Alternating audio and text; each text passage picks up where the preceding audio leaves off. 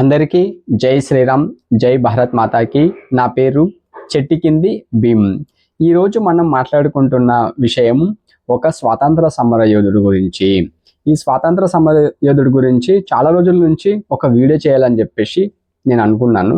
కానీ కొన్ని ఆయన గురించి పూర్తిగా తెలుసుకున్నాకనే వీడియో చేయాలని చెప్పేసి ఇన్ని రోజుల నుంచి చేయలేదు. ఇప్పుడు కొంతవరకు ఆయన గురించి పూర్తి ఇన్ఫర్మేషన్ అనేది తెలుసుకున్నాను. ఇంకోటి లాజికల్గా కూడా నేను ఆలోచించిన. దీని ప్రకారంగా స్వాతంత్ర సమరయోధుడు మంచివాడా చెడ్డవాడా అనేది మనం ఆలోచిద్దాం. ఈయన పేరే వీర సావర్కర్ గారు. వీర సావర్కర్ గారు అనగానే కొంతమందికి నచ్చుతాడు, కొంతమందికి నచ్చడు. ఎందుకంటే ఆయన ఏదో క్షమాపణ లెటర్ రాశాడు అని చెప్పేసి ఆ ఉద్దేశంతో చాలామంది, కొంతమంది వ్యతిరేకించే వాళ్ళు ఉన్నారు, కొంతమంది ఇష్టపడే వాళ్ళు ఉన్నారు. సరే, ఆ లెటర్ గురించి పక్కన పెడదాం. ఫస్ట్ ఆయన గురించి కొంతవరకు మనం తెలుసుకుందాం. ఈయన మహారాష్ట్రకు సంబంధించిన వ్యక్తి, నాసిక్ ఇలా ప్రాంతం సావర్కర్ గారిది. ఈయన స్వాతంత్ర ఉద్యమంలో పాల్గొన్నాడు. సరే, స్వాతంత్ర ఉద్యమం అనగానే అందరికీ ఏం గుర్తొస్తుంది? వాళ్ళ ఊర్లా లేకుంటే మన భారతదేశంలో ఢిల్లీ, కలకత్తా, ముంబై, చెన్నై ఇట్లా కొన్ని ప్రాంతాల దగ్గర వాళ్ళు ఉద్యమం చేశారు. ఇక్కడ మన భారతదేశంలో ఇదే కదా అందరికి గుర్తొచ్చేది, అంతే కదా. కానీ వీర సావర్కర్ గారు ఎక్కడ స్వాతంత్ర ఉద్యమాన్ని మొదలు పెట్టాడు? ఫస్ట్ అది తెలుసుకోవాలి మనం. ఈయన మొదలుపెట్టినది లండన్, అంటే ఇంగ్లాండ్కి సంబంధించిన ఒక సిటీలో ఈయన ఉద్యమాన్ని ప్రారంభించాడు.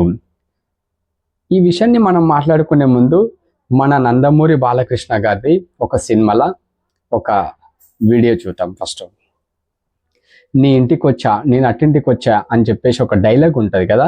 ఆ డైలాగ్ చాలా మందికి తెలిసే ఉంటుంది. చూడండి ఒకసారి. రెడ్డి, నేను దొంగలా రాలేదు, దొరలా వచ్చా. నీ ఊరొచ్చా, నీ ఇంటికి వచ్చా, నీ నట్టింటికి వచ్చా. మీ అమ్మ నిజంగా నిన్ను రాయలసీమ గడ్డపై కనుంటే, నీ అబ్బ మరతాడు కట్టుంటే, నీ మూతి మీద నుండి మొరిచిన మీసం అయితే నన్ను చంపరా? రా, నా పేరులోనే సింహం ఉందిరా, దాన్ని రక్తపు జలుతో నిద్ర లేపారు. ఈ మీసంలో పగ తీర్చుకునే రోషం ఉంది. చూశారు కదా, ఈ డైలాగు రాగానే థియేటర్లా దద్దరిల్లిపోయింది అని చెప్పేసి చాలా మంది చూసిన వాళ్ళు, అప్పటి సీనియర్స్ వాళ్ళు ఉంటారు కదా, వాళ్ళు మాట్లాడిన వీడియోస్ కూడా చాలా మంది చూసే ఉంటారు, మనం విన్నాం. కానీ ఇది సినిమా. ఇప్పుడు రియల్గా మాట్లాడుకుందాం. సావర్కర్ గారు బాలకృష్ణ గారు చెప్పినట్టుగా నీ ఇంటికి వచ్చా, నీ నట్టింటికి వచ్చా అనే డైలాగ్స్ అక్కడ ఉపయోగించిండా లేదా? లండన్లా.